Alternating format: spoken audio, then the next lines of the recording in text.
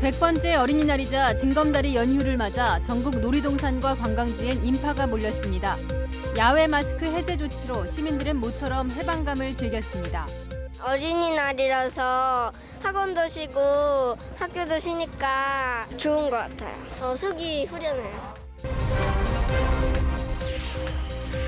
새 정부 출범을 닷새 앞두고 취임식이 열리는 국회는 막바지 준비가 한창입니다. 어린이와 청년, 취약계층을 아우르는 국민 통합을 주제로 진행되는 73분의 취임식에는 4만 1,000명이 초대를 받았습니다. 더불어민주당이 한덕수 국무총리 후보자의 국회 인준을 고리로 한동훈 법무부 장관 후보자 지명 철회 공세를 펼치고 있습니다. 국민의힘은 노골적인 협박이라고 반발했습니다. 어젯밤 서울 영등포의 아파트에서 불이 나 70대 할아버지와 7살 손자가 숨졌습니다. 손자는 어린이날을 하루 앞두고 할아버지를 만나러 왔다가 참변을 당했습니다. 미국 연방준비제도가 기준금리를 22년 만에 최대폭인 0.5%포인트 올렸습니다. 미국이 수차례 추가 인상을 예고하면서 국내 금리 인상 속도도 빨라질 것으로 보입니다.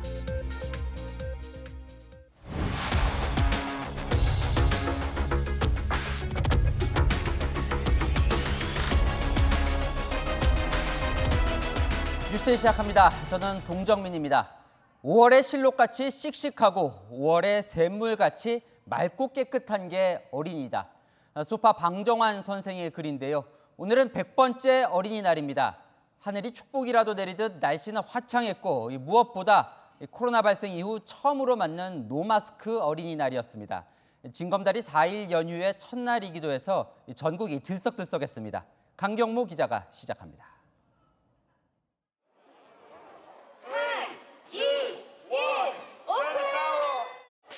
폭죽이 터지고 형형색색의 색종이들이 하늘에서 떨어집니다. 오늘 공식 개장한 놀이공원엔 이른 아침부터 가족 단위 관람객들로 인산인해를 이뤘습니다. 어린이날 10,000명이 넘는 방문객들이 이곳을 찾았는데요. 놀이기구 앞에는 긴 줄이 생겼습니다. 대기시간 3시간 이상 예상되오니 양해해 주시면 감사하겠습니다.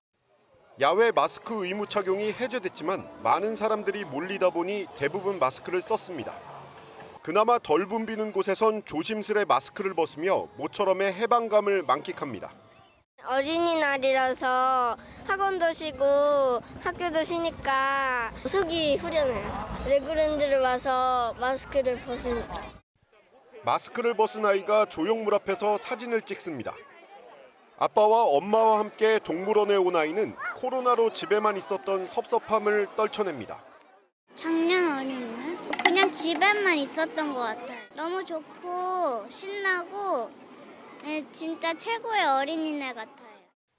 김포공항 주차장, 빈자리를 찾기 어려울 정도입니다. 징검다리 연휴를 맞아 여행을 떠난 시민들이 주차를 해놓은 겁니다.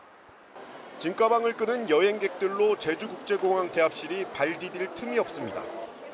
이번 징검다리 연휴 기간 제주엔 20만 명 넘게 찾을 걸로 예상됩니다. 해수욕장에서 초여름 더위를 식히고 한가로이 골프도 즐깁니다.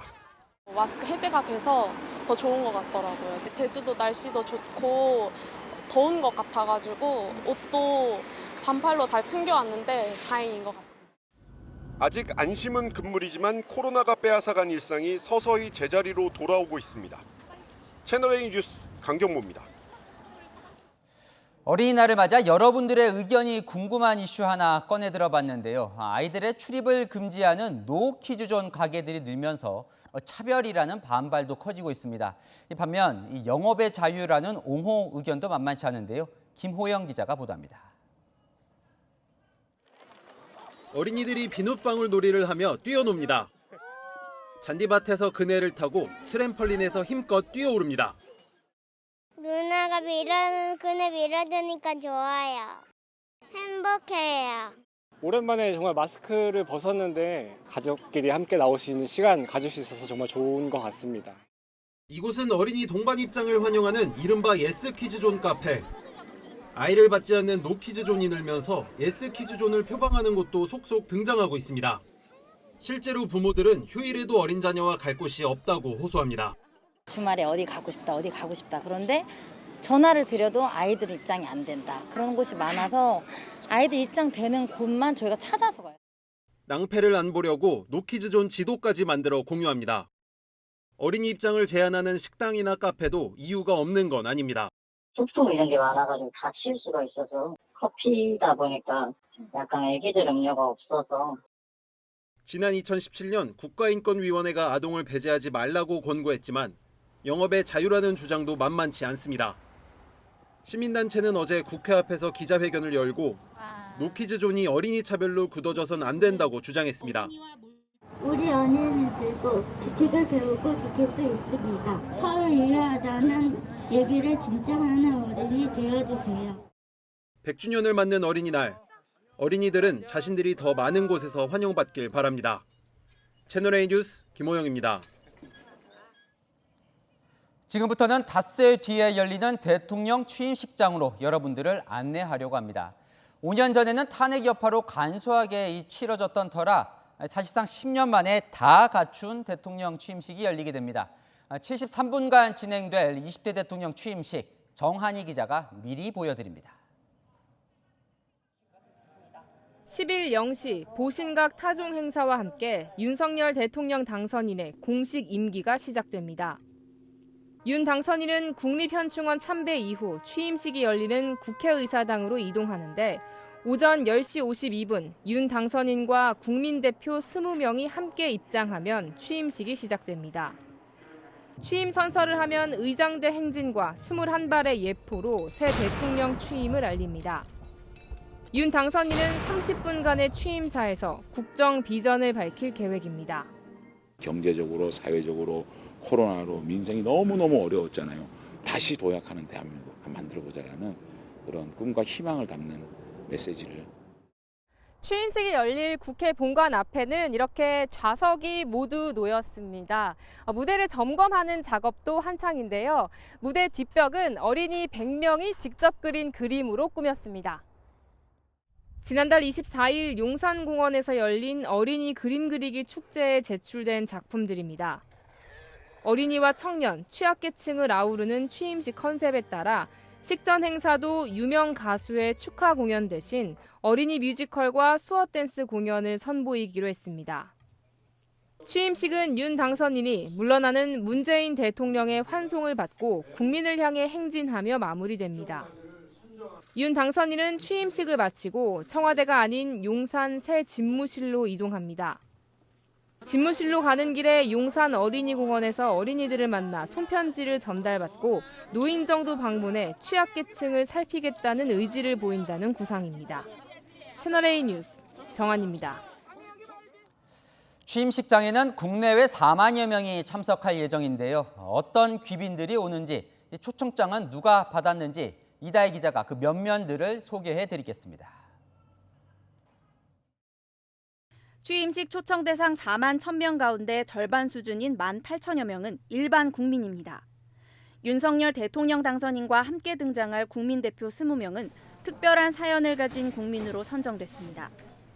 당선인 취임식 주인공은 본인이 아니라 국민이라는 점을 강조하였기에 감동적인 이야기가 있는 국민을 위한 특별 초청자 공모 신청과 10년간 10억 원을 남몰래 기부해온 대구의 키다리 아저씨 박무근 씨와 2020년 울산 주상복합 아파트 화재 때 이웃을 구한 의인 이승진 씨. 드라마 오징어 게임으로 K 컨텐츠를 전 세계에 알린 배우 오영수 씨 등이 포함됐습니다.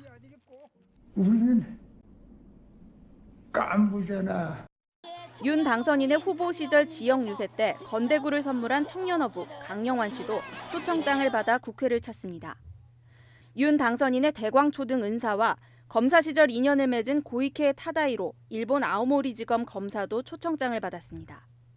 재계에서는 이재용 삼성전자 부회장, 최태원 SK그룹 회장, 정의선 현대차그룹 회장 등이 윤 당선인과 함께 단상에 앉습니다. 전직 대통령과 가족도 초청됐는데 박근혜 전 대통령과 전두환 전 대통령 부인 이순자 씨, 노태우 전 대통령의 딸 노소영 씨가 참석합니다. 미국에서는 세컨드 젠틀맨인 카멀라 해리스 부통령의 남편 더글러스 에모프가 참석하고 중국은 왕치산 국가부주석, 일본은 하야시 요시마사 외무상이 참석합니다. 앞서 김대중 전 대통령 취임식 때는 마이클 잭슨이, 이명박 전 대통령 취임식 때는 빌 게이츠 등 해외 유명 인사가 초청되기도 했습니다. 채널A 뉴스 이다혜입니다. 이번 취임식이 과거 대통령들과 비교해서 호화스러운 건지 요란한 건지 이런 것도 궁금하죠. 그래서 김단비 기자가 역대 취임식과 여러모로 비교를 해봤는데요. 보시고 아는 기자와 함께 윤석열 대통령의 첫날 24시간을 미리 살펴봅니다. 1988년 노태우 당시 대통령 취임식 때부터 국회의사당 앞마당이 취임식 장소로 사용돼 왔습니다. 같은 장소에서 열렸지만 규모도 형태도 취임사에 담긴 메시지도 달랐습니다. 초청 규모가 가장 컸던 건 박근혜 전 대통령으로 7만 명이었고 이명박 전 대통령은 6만 명을 초대했습니다. 노태우 전 대통령이 2만 5천 명으로 가장 적었고 윤석열 당선인은 역대 세 번째로 작은 규모입니다. 국회에서 열렸지만 앞마당이 아닌 본관 내부에서 열렸던 문재인 대통령 취임식은 대선 바로 다음 날 거행돼 500명 수준으로 간소하게 진행됐습니다. 취임식 축하 공연에는 유명 가수들이 참여했는데 노무현 전 대통령 취임식 때는 가수 양희은 씨가, 이명박 전 대통령 취임식에서는 가수 김장훈, 소리꾼 장사익 씨가 축하 공연을 했습니다. 박근혜 전 대통령 취임식 때는 가수 싸이가 축하 공연을 해 참석자 수만 명이 강남 스타일에 맞춰 말춤을 추기도 했습니다.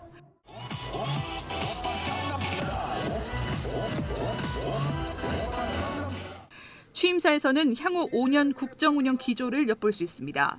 이명박 전 대통령은 실용정신을, 박근혜 전 대통령은 경제 민주화를 강조했고 문재인 대통령은 공정과 정의를 강조했습니다.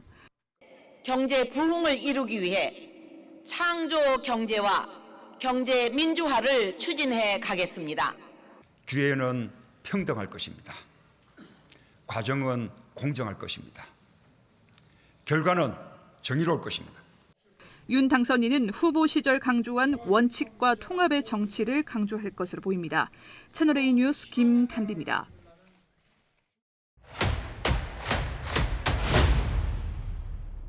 아는 기자, 아자 시작합니다. 정치부 조영민 기자와 닷새 뒤 취임식 날로 미리 가보겠습니다. 조 기자, 10일 0시 전에 없던 타종 행사가 열리는데 그 시간에 당선인은 집에서 꼭 해야 할 일이 있다면서요? 네, 그렇습니다. 5월 10일 0시를 기해서 말씀하신 것처럼 이 33번의 보신각 타종으로 윤 당선인의 임기가 시작됩니다. 취임식 사전 행사 같은 건데 이 말씀하신 것처럼 이 자리에 윤 당선인은 참석하지 않습니다. 저희가 취재해본 바에 따르면 이 군 통수권 이양 문제 때문인데요. 임기가 시작되면 이 전임 대통령으로부터 취임하는 대통령이 군 통수권을 넘겨받지 않습니까? 합참의장이 0시를 기해 군 지휘소에서 윤 당선인에게 전화로 현재 군 대비 태세에 대한 간략한 보고를 하는데요. 이 군 통수권이 현 시간부로 윤석열 대통령에게 있다는 의미의 일종의 의전 행사 같은 겁니다. 행정적인 절차이긴 해도 이 전화를 밖에서 받을 수 없기 때문에 타종식에는 불참하는 걸로 결정한 걸로 저희가 확인을 했습니다. 네, 그래요. 이제 그러다가 날이 밝으면 취임식장으로 이제 가야겠죠. 네. 국회에서 열릴 텐데 여러 행사가 있지만 가장 중요한 건 역시 취임사. 대통령 아까 나오던데 기회는 평등하고 과정은 공정하며 결과는 정의로울 거다. 이런 취임사 생각도 나고요. 네, 맞습니다. 이 취임사 당연히 이제 윤 당선인의 철학이 담길 것이고 그만큼 어떤 이야기를 할지가 굉장히 관심이잖아요. 네. 이 취임사는 윤 당선인이 거의 직접 작성하고 있는 것으로 지금 확인되고 있습니다. 당초 원래 이 취임사를 준비하는 팀이 별도로 있었는데 진행 과정에서 윤 당선인이 본인이 직접 이 취임사에 들어가야 한다고 생각했던 문구 또 메시지를 정리해서 조율 중이라고 합니다. 헌법 가치의 준수 또 공정과 상식이 지켜지는 대한민국 이런 이야기들이 이제 윤 당선인이 계속해서 강조했던 이야기이지 않습니까? 이런 가치들이 이 취임사에도 담길 걸로 이제 전해지고 있습니다. 총 73분간 진행되는 취임식 전체 시간 중에요. 지금 이 취임사를 위해 배정된 시간은 약 30분 정도인 것으로 확인했습니다. 뭐 역사에 남을 취임사니까 공을 많이 드려야겠죠. 자, 취임식이 끝나요. 그러면 청와대가 아니라 용산으로 가게 되는 거죠? 맞습니다. 이게 상상이 잘 안 됩니다. 어떨지? 뭐 저도 사실 처음 있는 상황이기 때문에 상상하기는 좀 쉽지 않은데 네. 이 사실 박근혜 전 대통령이나 아니면 문재인 대통령의 취임 이후 청와대로 향하는 장면을 먼저 좀 준비를 해봤습니다. 그래요. 화면이 나올 텐데요. 문 대통령은 청와대 앞에 잠시 내려서 지역 주민들과 인사를 나눴고요. 박 전 대통령은 취임식 이후 광화문에서 행사를 간략하게 진행한 뒤 차량을 이용해 곧바로 청와대 경내로 들어갔습니다. 윤 당선인은 용산 집무실로 곧장 향하기 때문에 이렇게 청와대로 향하는 모습 이제는 볼 수 없습니다. 다만 윤 당선인도 용산 집무실에 도착할 무렵 이 용산 주민들을 만나는 시간을 잠깐 가질 것으로 보입니다. 이 새로운 용산 시대를 열며 지역에 있는 아이들 또 어르신들에게 짧게나마 이 당선인이 대통령으로서 인사를 건네는 취지의 일정입니다. 저희가 조금 더 구체적으로 어떤 일들이 있을지 좀 파악을 해봤는데 아이들이 이제 나무판에다가 직접 이 손으로 적은 손편지를 전달하는 이런 이벤트들도 구상 중에 하나라고 합니다. 그렇군요. 자, 그렇게 해서 용산 집무실에 들어가면 대통령으로서 가장 먼저 할 일이 뭡니까? 네, 이 전임 대통령들 사례를 좀 볼 필요가 있겠는데요. 이 전임 대통령들도 취임 당일부터 해외 주요 인사들과의 면담을 진행하는 일들이 굉장히 많지 않았습니까? 네. 윤 당선인 역시 이 저녁 만찬이 진행되기 전까지 이 본인의 취임식을 축하하러 온 외빈들과의 면담 또 이 접견들이 굉장히 많이 일정이 빡빡하게 좀 준비가 돼 있습니다. 미국, 일본, 중국, 아랍에미레이트 등 각국 외교 사절단과의 만남이 우선 거론되고 있고요. 특히 싱가포르의 경우 이 리셴룽 총리가 직접 방한해서 취임 첫날부터 첫 정상회담이 이뤄질 가능성도 있습니다. 네, 시청자분이 질문을 주셨는데 네. 취임식 날에는 윤석열 당선인 부부가 함께 있는 모습을 볼 수 있는 거냐? 네, 이 저녁에 공식 만찬 이게 이제 김건희 여사가 퍼스트 레이디로 첫 번째 활동하는 걸로 봐도 됩니까? 예, 맞습니다. 이 취임식에는 당연히 참석을 하고요. 이 네. 김건희 여사의 이 행보 중에 이 만찬에서의 행보가 굉장히 좀 관심을 끌 것 같습니다. 이 어찌 보면 이제 김건희 여사가 참석한다는 건 당연하게 볼 수도 있지만 이 저녁 만찬 자리 앵커가 말씀하신 것처럼 김건희 여사가 이제 외교 무대에서 퍼스트 레이디로서의 첫 역할을 수행하는 자리로 볼 수 있을 것 같습니다.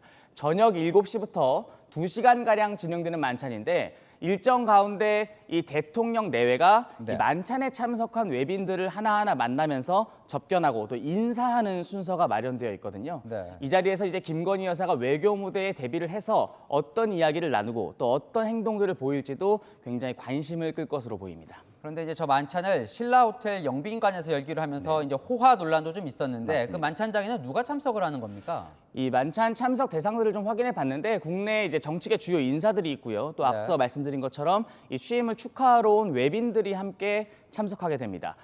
당선인이 앉을 이 헤드 테이블이라고 하죠. 이 구성의 면면을 좀 파악해 봤습니다. 대통령과 영부인이 가운데 자리하게 되고요. 윤 당선인 왼쪽으로는 국회의장, 또 국무총리, 중앙선거관리위원장 등의 자리가 마련될 예정입니다. 김건희 여사 바로 옆에는 이 전직 대통령이라고 해서 문재인 대통령의 자리가 마련돼 있을 예정입니다. 다만 이 문재인 대통령 참석을 염두에 두고 만든 자리이지만 문 대통령이 참석을 안 할 가능성이 거의 확실하거든요.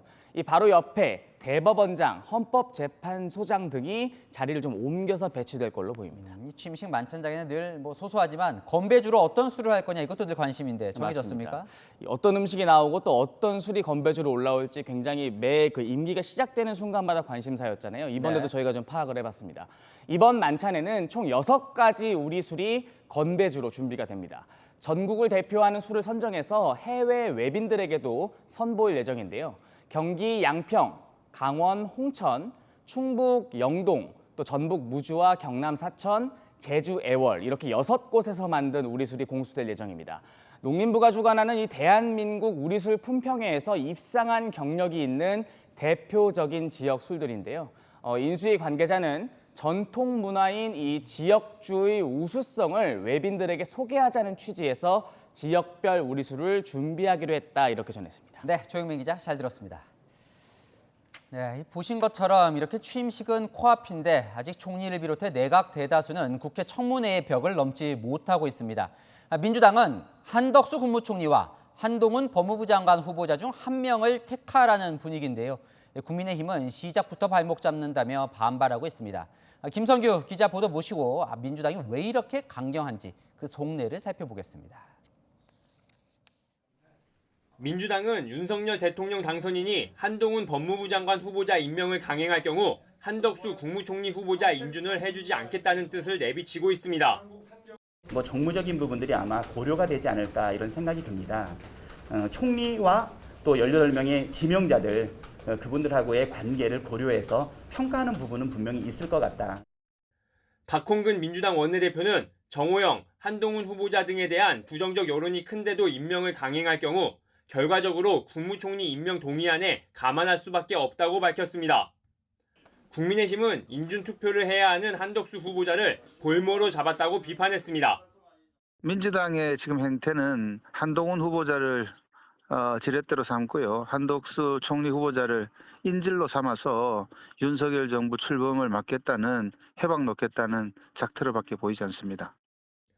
그러면서 한덕수 후보자를 비롯한 국무위원들의 청문 절차를 하루빨리 처리해달라고 요구했습니다. 채널A 뉴스 김성규입니다. 네, 오늘의 왜 정치부 최선 기자와 살펴봅니다. 자, 민주당이 청문회 보고서를 채택해준 후보자가 그렇게 많지가 않습니다. 어떻게 보면 새 정부 발목 잡기라는 비판도 나올 만한데 이렇게 강경하게 나가는 이유가 뭘까요? 네, 새 정부 출범 시기에 인사검증과 사퇴 압박으로 전국 주도권을 장악하겠다는 의도입니다. 네. 야당에게 인사청문은 공격의 중요한 수단이기도 하죠. 여기에 현재까지는 후보자들 사퇴 압박에 대한 여론이 민주당에 나쁘지 않다는 점도 강경한 입장을 유지하는 이유 중 하나입니다. 오늘 공개된 여론조사를 보시면요. 네. 한덕수 총리 후보자 잘못한 인선이라고 보는 응답자 비율이 45%로 잘한 인선이라는 의견보다 높게 나왔습니다.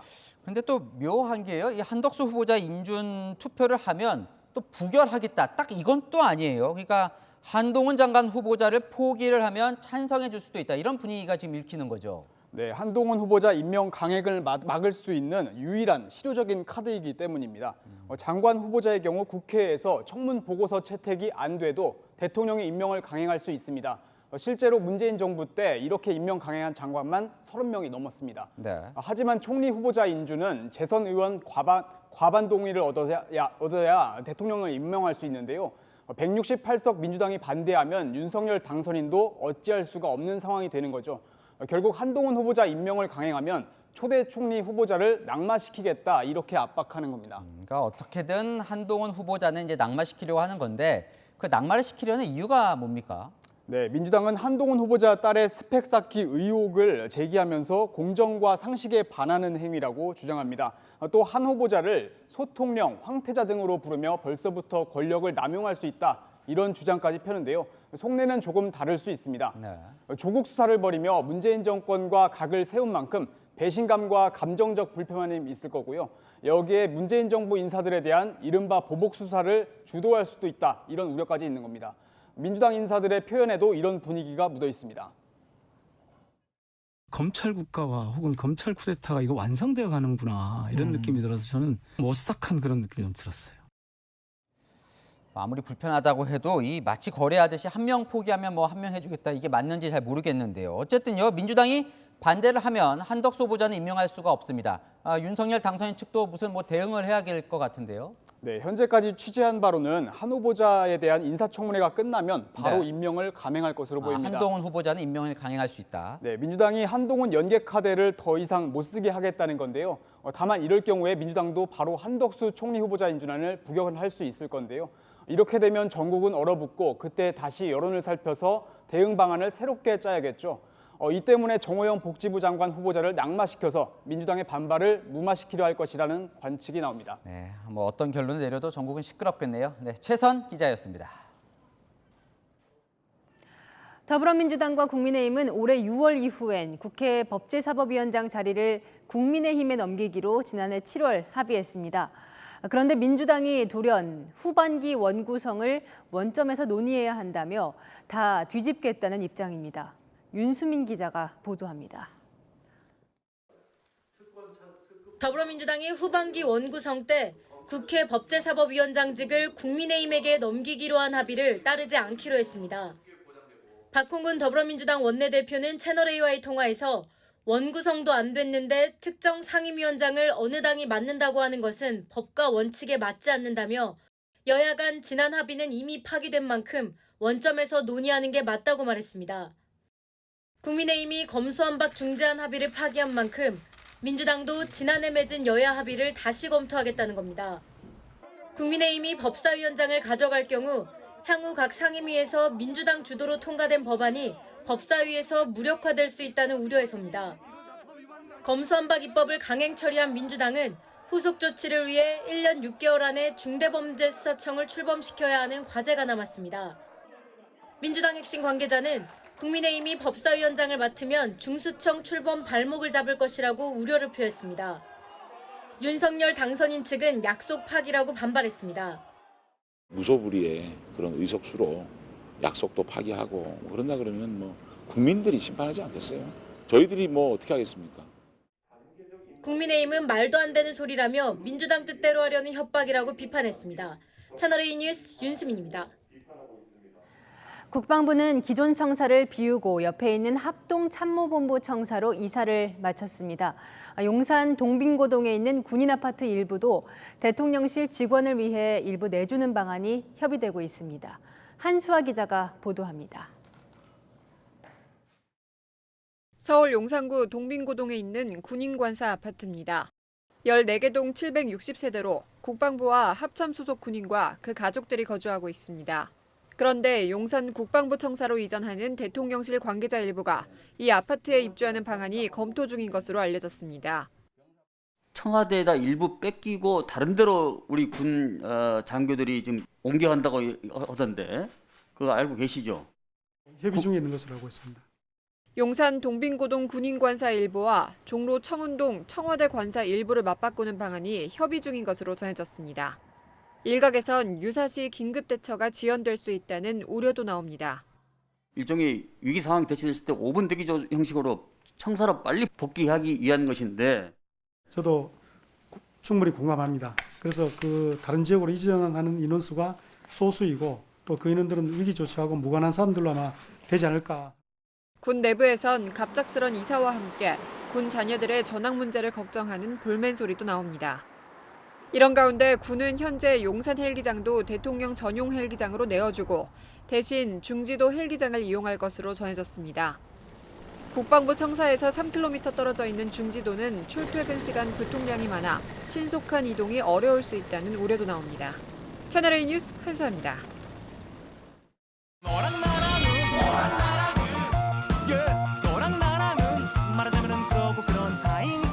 네, 여랑야랑 정치부 김민지 기자와 함께합니다. 첫 번째 주제 보겠습니다. 윤석열 당선인이 어느 여러분과 함께 있는 걸까요? 네, 5월 5일 오늘의 주인공 어린이입니다. 윤석열 당선인이 어린이들과 만났는데요. 다소 독특한 만남이었습니다. 공개 행사가 아니어서 이 참석한 시청자분이 찍어서 보내주셨거든요. 함께 보시죠. 자, 대통령께 인사!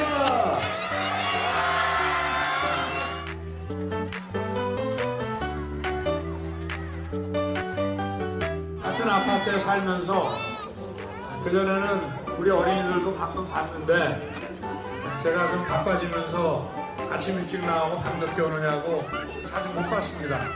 우리 아이들이 건강하게 쑥쑥 커가지고 또 이 나라의 대들보가 되기를.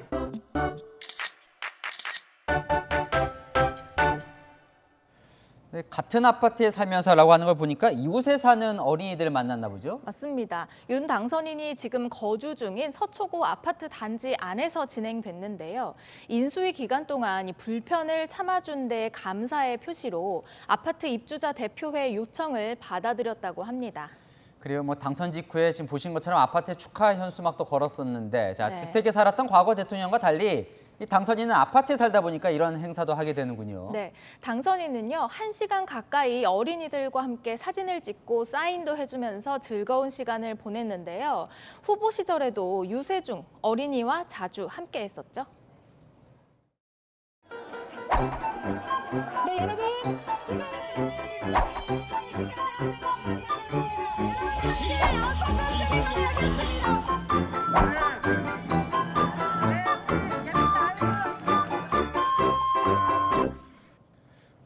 행사에 같이 사는 김건희 여사는 안 왔나요, 보죠? 네, 김 여사는 오늘 모습을 드러내지는 않았습니다.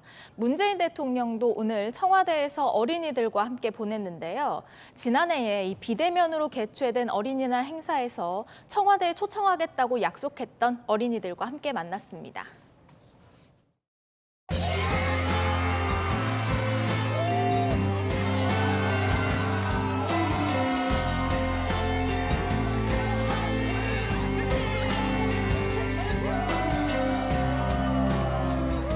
친구들하고 이렇게 뛰어노니까 재밌었죠? 네. 건강하게 자라고 또 훌륭한 사람 되어야 돼요. 좋은 정치로 아이들이 계속 활짝 웃을 수 있으면 좋겠습니다. 네, 다음 주제 넘어가 보겠습니다. GSGG 덕담을 이준석 대표가 이걸 진짜 덕담이라고 생각하진 않을 것 같은데요. 네, GSGG는요, 이 박병석 국회의장을 향해서 민주당 김승원 의원이 썼던 표현이죠.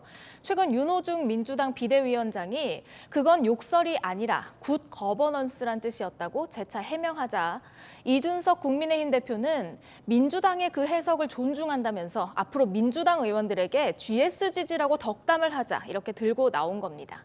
당사자들에게 자주 쓰겠다면서 민주당 GSGG라고 덧붙이기도 했는데요. 김병관 전 의원이 이재명 전 지사에게 분당 갑 지역 출마를 양보할 수 있다는 기사에도 이준석 대표는 좋은 거버넌스 GSGG 사례다고 비꼬았습니다. 이준석 대표가 윤호중 위원장의 해명에 더 화가 난 이유가 있다면서요. 네, 어제 민주당이요. 국민의힘 김기현, 배현진 의원에 대한 징계안을 제출했거든요. 배 의원이 앙증맞다는 표현으로 국회의장을 모욕했고 김 의원은 이 법사위원장석을 점거해서 회의 진행을 방해했다는 건데요. 과거 GSGG 논란 때는 징계조차 없었다는 인터뷰 질문에 윤호중 위원장이 GSGG가 욕설이 아니었다고 해명하자 이렇게 비꼰 겁니다. GSGG가 욕설은 아니라는 입장이니까 민주당이 발끈하기도 좀 그럴 것 같기도 한데 네. 다소 유치한 싸움 같아 보이기도 합니다. 국민의힘은 민주당의 이 내로남불 사례로 GSGG뿐 아니라 최근 부적절한 발언으로 논란이 된 최강욱 의원도 소환했습니다. 최강욱 의원의 징계에 대해서도 김기현, 배현진 의원처럼 검수 완박급 신속함으로 징계에 해부해 주길 바랍니다. 정치권의 억지 해명과 말싸움의 그 수준이 거의 바닥을 뚫고 내려가는 것 같습니다. 네, 어린이날인데 아이들에게 좀 부끄럽지 않은 수준 높은 정치 좀 보고 싶습니다. 여랑야랑이었습니다. 어린이날을 하루 앞둔 어제 슬픈 화재 사고가 발생했습니다. 서울 영등포의 아파트에 화재가 났는데 외할아버지 집에 놀러간 7살 손자와 70대 할아버지가 숨졌습니다. 김지윤 기자입니다. 아파트 계단에 화재 경보음이 울려 퍼집니다. 소방관들이 아파트 현관문을 열어젖히자 시커먼 연기가 뿜어져 나옵니다. 잠시 뒤 소방관이 70대 남성을 이불에 감싸 데리고 나옵니다. 의식을 잃은 남성의 가슴을 압박하며 심폐소생술을 합니다. 요거보다 인명 주도. 지금 우리 집부터 실패한 상황. 서울 영등포구에 있는 아파트 8층에서 화재 신고가 접수된 건 어젯밤 9시 20분쯤. 현장에선 70대 할아버지와 7살 아이가 의식을 잃은 채 발견됐습니다. 둘은 급히 병원으로 옮겨졌지만 사망 판정을 받았습니다. 숨진 아이는 어린이날 하루 전날인 어제 외가에 놀러와 할아버지와 함께 있다 변을 당했습니다. 할아버지하고 같이 있고 산책을 나가고 할머니는 여의도에서 장사하신대. 소방서에서 이제 지나다가 하나 봤죠. 멀쩡한 피도 많은데 뭐 산소 마스크 쓰여지고 그런 것 같더라고. 누가 울기도 하고 살이라고 했던가? 경찰은 아파트 현관 신발장 근처에서 화재가 시작된 걸로 추정하고 있습니다. 방화 가능성은 낮다고 판단했습니다. 이날 화재로 아파트 주민 14명이 긴급 대피했지만 인명피해는 없었습니다. 경찰과 소방당국은 내일 합동감식을 벌이고 정확한 사망 원인을 파악하기 위해 부검을 실시할 예정입니다. 채널A 뉴스 김지윤입니다. 전동 킥보드 관련법은 강화됐지만 보행자와 운전자 모두를 위협하는 불법 운전자들 여전합니다. 위험한 주행 장면들 보기만 해도 아슬아슬한데요. 조현진 기자가 보도합니다. 깜깜한 밤 도로를 달리는 차량들. 살짝 굽은 구간에서 전동 킥보드가 역주행하며 1차로와 2차로 사이를 지나갑니다. 놀란 차량들이 속도를 줄이고 경적을 울립니다. 녹색 신호를 따라 교차로를 통과하는 차량. 2명을 태운 전동 킥보드가 바로 앞에서 중앙선을 가로질러 불법 좌회전을 합니다. 여기저기 불쑥 등장하는 킥보드는 운전자와 보행자에겐 공포의 대상입니다. 우회전할 때 역주행으로 킥보드가 오는 경우가 종종 있거든요. 부딪히는 오히려 저희가 피해를 보는 경우가 굉장히 많기 때문에. 저는 이제 애기 엄마라 유모차 끌고 이제 도로를 다니다 보면은 갑자기 코너에서 막 튀어나오시는 경우가 되게 많아요. 그럴 때 되게 위험하다고 많이 느꼈어가지고. 지난해 도로교통법이 강화되면서 무면허 운전이나 2인 이상 탑승, 안전모 미착용, 인도운전, 음주 측정 불응 시 최고 13만 원의 범칙금이 부과됩니다. 하지만 도로에선 안전모를 착용하지 않은 운전자를 쉽게 찾을 수 있습니다.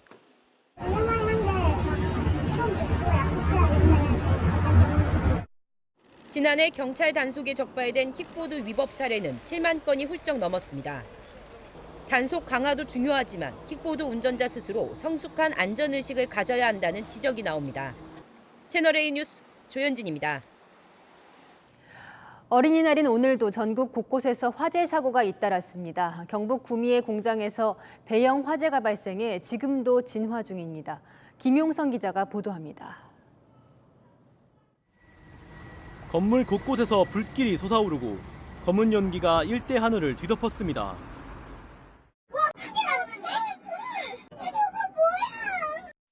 경북 구미의 한 공장 건물에서 원인을 알 수 없는 불이 난 건 오후 12시 14분쯤. 폐기물 더미에서 시작된 불은 건물 전체를 삼켰고 인근 공장 2개 동에도 옮겨 붙었습니다. 소방당국은 대응 1단계를 발령하고 헬기 등 장비 57대와 인력 415명을 투입해 진화 작업을 벌이고 있습니다. 고성능 화학차에 굴착기까지 투입됐지만 화재 규모가 워낙 커 진화에 어려움을 겪고 있습니다. 불이 난 건물은 2만 1,000제곱미터 면적의 2층 구조물로 1층엔 에너지 저장 장치 제조업체가, 2층엔 가구업체가 입주해 있습니다. 당시 건물엔 근로자 15명이 있었지만 모두 대피해 인명피해는 없었습니다. 소방당국은 화재 진압에 주력하면서 화재 원인과 피해 규모 등도 조사할 예정입니다. 고속도로를 뒤덮은 검은 연기, 차량들이 다급히 속도를 줄입니다. 오후 12시 40분쯤 충북 충주의 양계장에서 불이 나 양계장 6개 동 중 4개 동을 태우고 1시간 반 만에 꺼졌습니다. 인명피해는 없었지만 닭 4만 8천 마리가 폐사했습니다. 소방당국은 용접 작업 도중 부주의로 불이 난 것으로 보고 있습니다. 채널A 뉴스 김용성입니다. 계곡살인 의혹 사건 속보로 이어갑니다. 검찰이 피해자 유족을 대신해 피해자 윤모 씨의 이은의 딸에 대한 입양 무효 소송을 제기했다고 전해드렸습니다. 채널A가 검찰의 소장에서 파양 신청 이유를 확인했습니다. 최주연 기자가 단독 보도합니다. 검찰이 이은의 딸의 입양을 무효로 해달라고 소송을 제기한 건 그제. 검찰은 법원에 제출한 민사소송 소장에서 민법상 당사자 사이 합의가 없는 입양에 해당한다며 입양은 무효라고 주장했습니다. 이은의 딸은 입양 신고 뒤에도 이은혜의 부모와 살며 자랐을 뿐 양부가 된 윤 씨와는 함께 생활한 사실이 없었다는 겁니다. 유족들은 윤 씨 장례식장에서 입양 사실을 처음 들었다고 밝혔습니다. 이은혜가 20대 초반에 낳은 딸인데 입양까지 다 됐다고 통보식으로 얘기를 깜짝 놀랐죠. 이거. 검찰은 이은혜가 저지른 범행으로 생긴 이익을 이은혜의 딸이 챙기는 점도 문제로 지적했습니다. 윤 씨가 가족으로부터 상속받을 수 있는 재산을 윤 씨를 건너뛰고 이은혜 딸이 물려받는 이른바 대습 상속을 우려한 겁니다.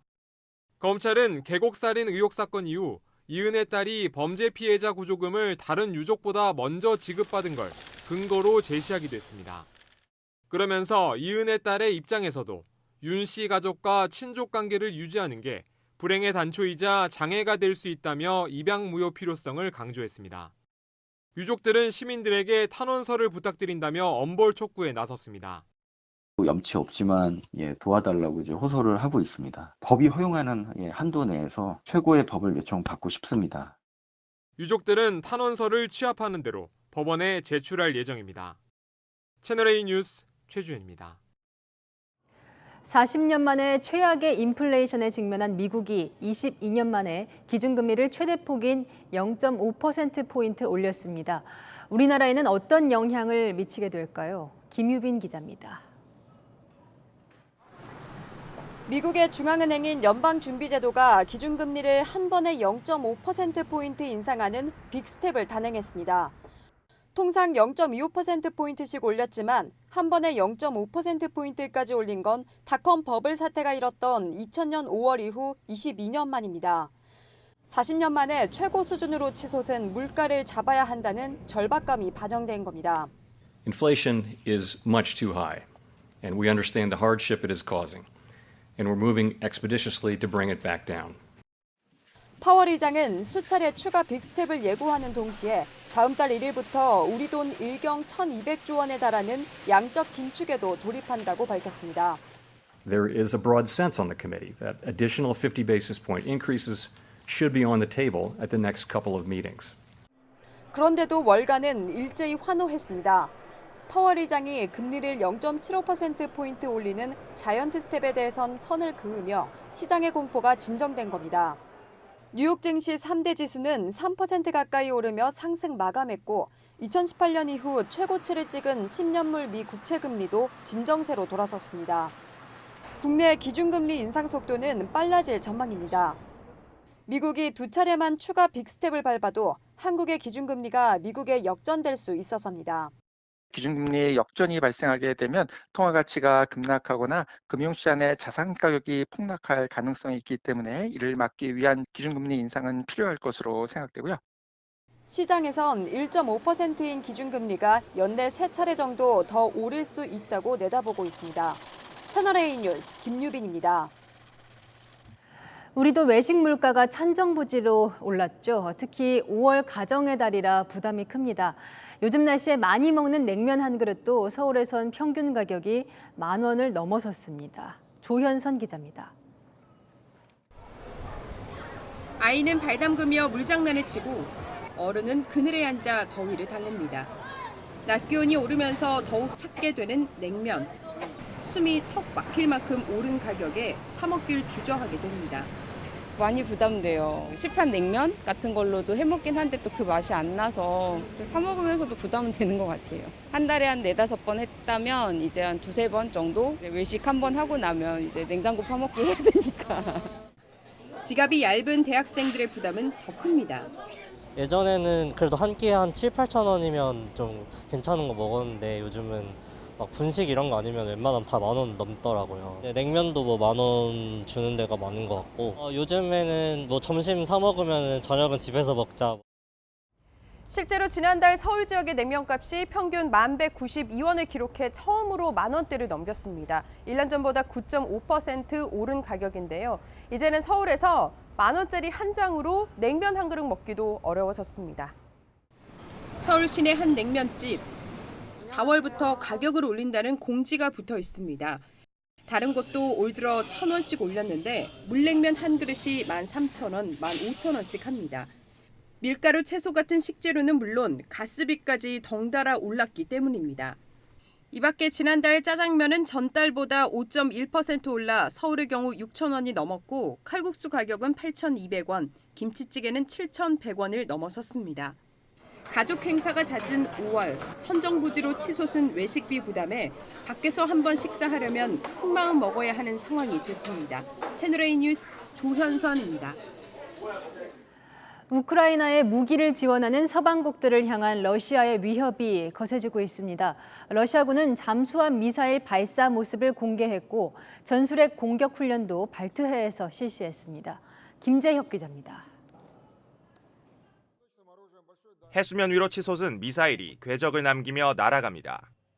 흑해 잠수함에서 발사된 칼리브르 순항 미사일 2발이 우크라이나의 지상 목표물을 타격했다며 러시아 국방부가 공개한 영상입니다.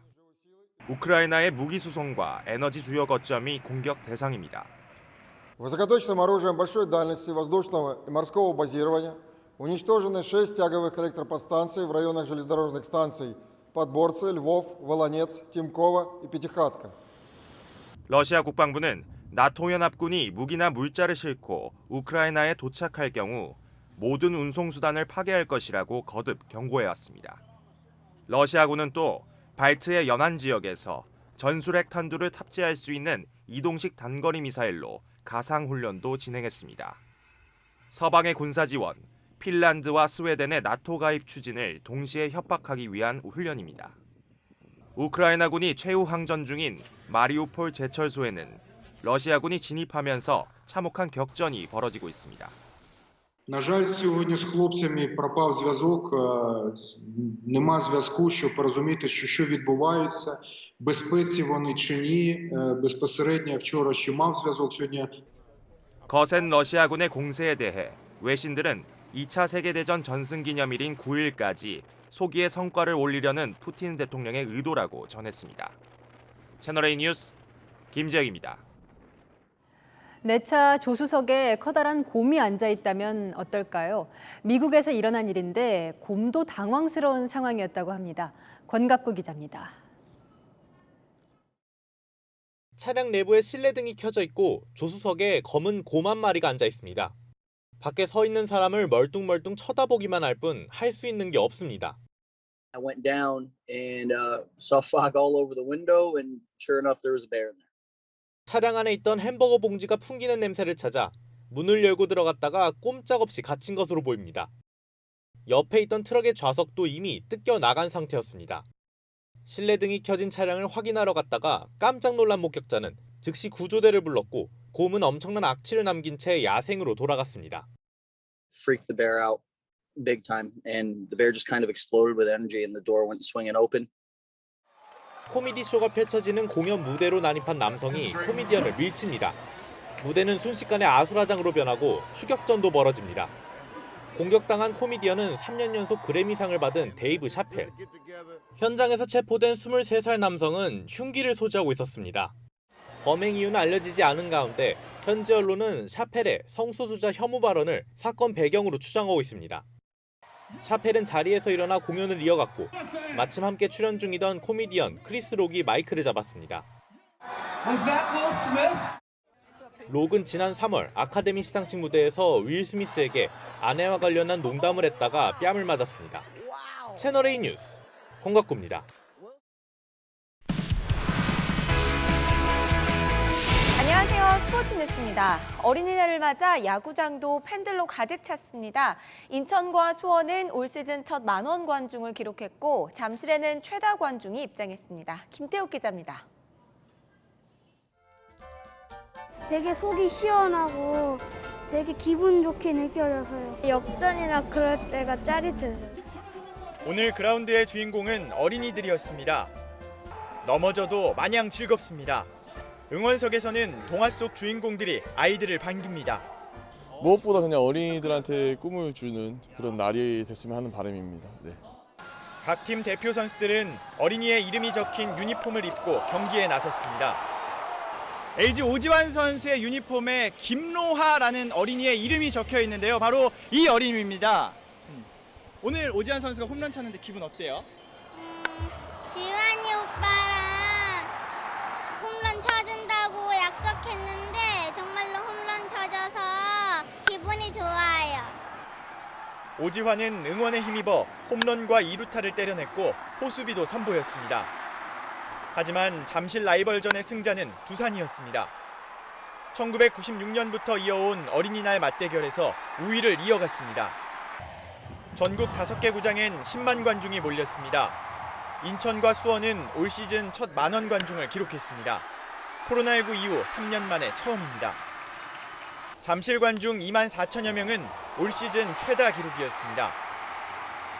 선수들은 멋진 플레이로 성원에 보답했습니다. KT의 박병호는 개인 통산 7번째 말로 홈런을 기록하며 올 시즌 홈런 공동선두로 올라섰습니다.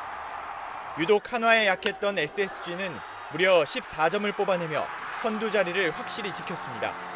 채널A 뉴스 김태욱입니다. 오늘은 어린이날이자 여름의 시작인 절기 입하였는데요. 절기답게 낮에는 초여름을 방불케 하는 날씨였습니다. 아이들도 시원한 분수대 앞에서 더위를 식히는 모습인데요. 내일도 초여름과 봄 날씨를 넘나들겠습니다. 한낮에는 서울이 25도, 대구가 27도로 오늘만큼이나 덥겠고요. 아침 저녁으로는 쌀쌀해서 겉옷은 필수입니다. 이렇게 일교차가 큰 날씨에는 복사 냉각이 활발해져서 짙은 안개가 자주 발생하는데요. 오늘 밤부터 내일 오전 사이에는 서해안과 경기 내륙, 전남을 중심으로 가시거리 200m 미만의 짙은 안개가 끼겠습니다. 내일은 전국적으로 구름량이 많겠고요. 제주 산지에는 대기 불안정으로 소나기가 지나겠습니다. 토요일 오전에는 대부분 지역에 봄비 소식이 들어있습니다. 날씨였습니다. 전 세계에서 양육비를 가장 많이 쓰는 게 한국 부모입니다. 지극정성으로 키우죠.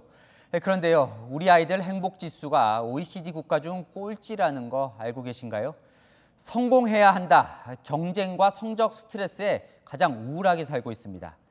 어린이날 100주년, 방정환 선생의 수필 어린이 찬미에 나온 한 대목으로 마침표 찍겠습니다. 어린이들의 기쁨을 찾아주어야 한다. 뉴스에이 마칩니다. 감사합니다.